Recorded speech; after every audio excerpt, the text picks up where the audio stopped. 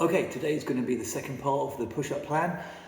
In the first one we used Pavel Tsatsouline's greasing and groove technique, which was basically doing say 5 sets of 5 over the course of the day, superset that with band pull-aparts. Keep the band pull-aparts in there. We still want to do exercises for the mid-back and the shoulders. If you've got other particular favorites, for example, if you've got a TRX at home, feel free to use that.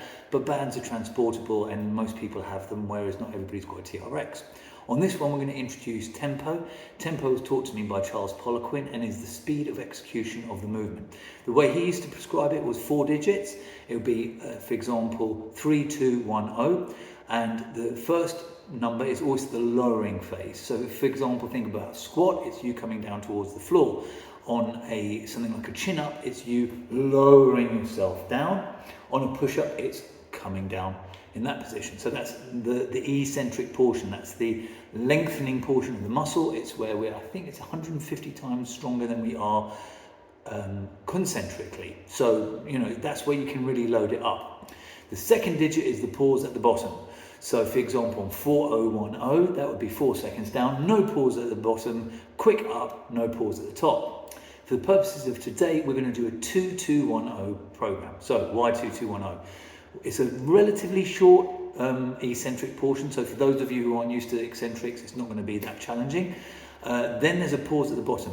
What happens there is you start to reduce what's called the myotactic reflex. Think of the myotactic reflex as getting an elastic band, you let it go, ping, that's the elasticity and the heat is generated by muscle contraction. Take that away and then the exercise becomes a lot more challenging. So for example, what will happen is you start to lose the heat. The heat will dissipate completely by 5 seconds. So at 2 seconds, you'll find that the exercise feels a lot more challenging. So you don't need to do as many. And the second thing that's really good about it is it strengthens you in what? The most disadvantageous position of the movement. So think of a squat. If you pause at the bottom of a squat, that's the hardest position, and you're getting stronger in the hardest position, which is always a good thing. And the same with the push-up. So I'll demonstrate it, and this is what it looks like. You're going to come, if you need to be on a bench or whatever, I'm using bench just so you can see me, but you can use the floor depending on how strong you are. And we're going to lower for 1, 2, hold, 1, 2, press up.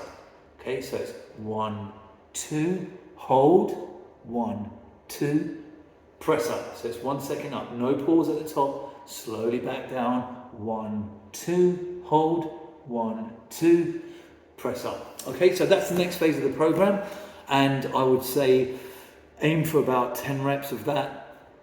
10 to 12 reps would be ideal, and that would be the next phase, and I will come back to you with a future portion on push-up training shortly. Take care, bye.